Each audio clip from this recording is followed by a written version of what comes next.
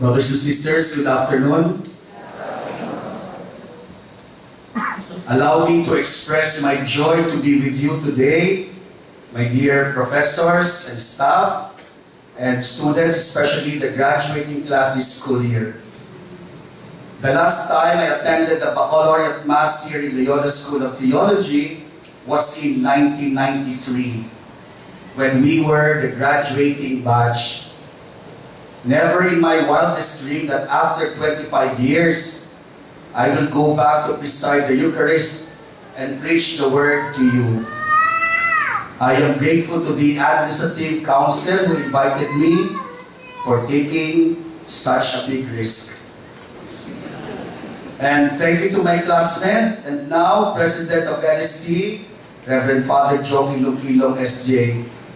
Yes, he was my classmate here in LST. Kaya lutong Macau ang imbitasyon ngayong taon.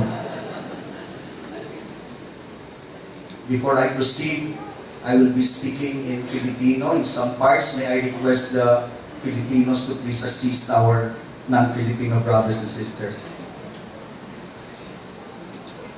25 years ago, February 1, 1993, I still vividly remember I entered the examination room at LST for my oral comprehensives and presentation of my synthesis paper.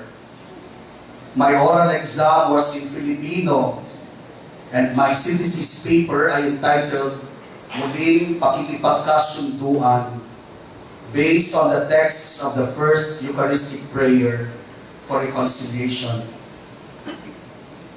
Father Pedro Sibilia, SJ, President and Dean of LST during that time, Father Bill Abbott, SJ, then the Executive Secretary, Father Catalino Arevalo, SJ, our professor and in Ecclesiology and Priesthood, and Father Chito Tagle, now Cardinal Archbishop of Manila, were the members of my panel. When I entered the room, they were already seated behind a long table, looking very much prepared to torment. I felt like entering a lion's den, and the lion's den, not actually prowling, but for sure, ready to devour. It turned out, however, the lions were tamed lions. They did not hurt. The power of prayers indeed. Father Arevalo asked me, Bong, naniniwala ka ba na pag pinataw ng obispo ang kanyang mga kamay sa ulo mo sa ordinasyon, ay bababa ang Espiritu Santo para gawin kang ganap na pari? I replied, Opo, Father, naniniwala po ako. I was waiting for him to ask me to explain my answer, but he asked again, Bong, naniniwala ka ba na pag nilukot ng pari ang kanyang mga kamay sa tinapi at alak, at binigkas niya mga salita ni Jesus, ay nagiging kanyang katawan at dugo ang mga iyon? I again replied, Opo, Father, naniniwala po ako. I looked at Father Arevalo to see if he would give me a cue to explain my answer. But the third time he asked, Bong, naniniwala ka ba na pag binabasbasan ng pari ang nagkukumpisal at sinasabi niya ang panalangin ng absolution, ay napapatawad ang kasalanan ng nagkukumpisal? Still wondering at the questions I'm being asked, I submitted and said, Opo, Father, naniniwala po ako. Nalala kayo. At table in the evening at San Jose Seminary, my rector, Father Joel Tabora, SJ, asked, Oh, Bong, how was your comprehensive exam? Anong tinanong ni Father Arevalo? I told him, He made me to do a profession of faith. There were many other questions in my comprehensive exam, but these ones always remained not only in my mind, but strongly in the memory of my heart. I do not know until now Father Arevalos' purpose for the questions. Perhaps intended or perhaps actually providential. But one thing for sure, they have constantly invited me from day one of my priesthood, not merely to be aware, but more so to gratefully open my heart to the mystery of God's grace. To believe in the mystery of Christ, anointing me with His Holy Spirit, shaping my heart to be patterned after His, empowering me to proclaim the good news, to transform the bread and wine into His own body and blood in the Eucharist for His people to share, to listen to His people's sins and forgive them. Studying theology is not simply knowing the truth about God. It is knowing God Himself, believing in Him, and loving Him. The great Jesuit, Father Walter Burghardt, S.J., said, "The fruit you bear will be human and Christ-like only if your life is charged with love. Only if you love the things of God, the people of God, and God Himself." And quoting the Dominican Thomas Aquinas, he said, "There are two ways of desiring knowledge. One way is to desire it as a perfection of oneself, and that is the way philosophers desire it, and maybe theologians too. The other way is to desire it not merely as perfection of oneself, but because through this knowledge, the one we love becomes present to us. And that is the way the saints desire it." Our batch in San Jose Seminary is celebrating this year our 25th year in the priesthood. We are blessed that our silver coincides with the Philippine Church's Year of the Clergy and Consecrated Persons in preparation for the observance of the 500 years of Christianity in the Philippines. For 25 years, we all have ministered as parish priests and taking extra tasks in our respective dioceses. I myself have ministered as a parish priest in the Archdiocese of Manila for 10 years, and now in the Diocese of Cubao for 15 years. Next month, I start my term as parish priest of the Holy Sacrifice Parish in the University of the Philippines. This is my 7th parish assignment. 25 years ago, we were all required to finish our master's degree. We were required either to do 4 papers or 1 full-blown thesis to get our MA in pastoral ministry. It implied extra work for us, extra thinking and reflection, extra writing.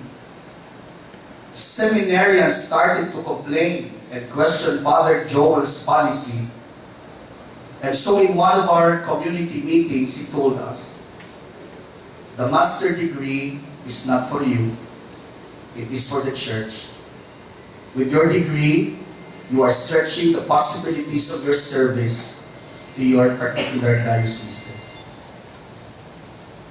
San Jose Seminary has a beautiful way of articulating this in the logo of its official magazine, Insta.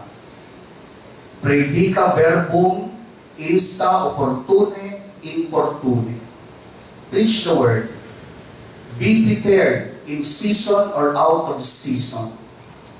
From the second letter of Timothy, chapter 4, verse 2. To serve whether convenient or inconvenient. Studying theology is equipping ourselves with the knowledge necessary in order to serve the church at all times. In omnibus amare, in omnibus servire. The first reading today is Paul's preaching in Athens. He went to Areopagus and he began his proclamation by affirming the Athenians of their love and worship of God through the visible monuments they have built for God. Then Paul opens their eyes and hearts to God who creates, sustains, and breathes life to His people. In Him we live and move and have our being. He then explains that we are God's children, and as such we need to go to Him, to repent and to return to Him. Because God wants us, His children, to be saved, He sent His Son to bring us to Him through His death and resurrection. After His proclamation, some believed and joined Paul, but others went away because they did not believe in the resurrection. Paul, in Areopagus of Athens, proclaimed the good news of Jesus, resurrected from the dead. He must have known it was out of season to proclaim, for they did not believe in the resurrection. But he was guided by the Spirit of truth. The Spirit of truth promised by Jesus in our gospel today. Jesus says, I will send you the advocate, the Spirit of truth. When He comes, He will guide you in all the truth. Paul drew his courage and confidence from this Spirit of truth, whom he himself heard and encountered on the road going to Damascus. You too, my brothers and sisters, are called from here to go forth to your particular Areopagus, and there share and proclaim the knowledge that you have received, faithfully and generously. Like Paul, you will draw your wisdom and strength, your confidence and courage from where you have first encountered Jesus.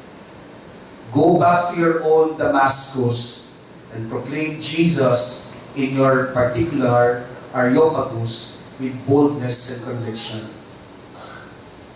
Remember LST, our road to Damascus, God's gift to all of us, where He has called us not merely to desire knowledge for self-perfection, but to desire knowledge so that we may love Him with all our heart, with all our mind, and with all our strength, and to love His church, His people, with a love that never ends. Before His passing away in 2000, I had a good chance to visit Father Thomas O'Shaughnessy, S.J., at the Jesuit Infirmary. Father Tom was one of the spiritual directors of San Jose during our time and directed my 30-day retreat at the Sacred Heart Novitiate in 1990. As I entered the room, I greeted him and said, Father Tom, I'm Father Bong Tupino. Do you remember me? You directed my 30-day retreat. He looked at me with an unusual smile and said, Are you now resolved to become a good Jesuit? I knew then that he had forgotten his directive, but in his mind and heart, he wanted me to be resolved to commit myself to goodness and be faithful in my priestly life and ministry. Brothers and sisters, let us be one in joy and thanking today God for the wonderful grace to know and encounter Jesus Christ, the beginning and the end of theology. Constantly work and pray for knowledge of His truth, for perseverance in His service, for wisdom in seeking His will, and for faithfulness to remain in his staff. God bless you and congratulations.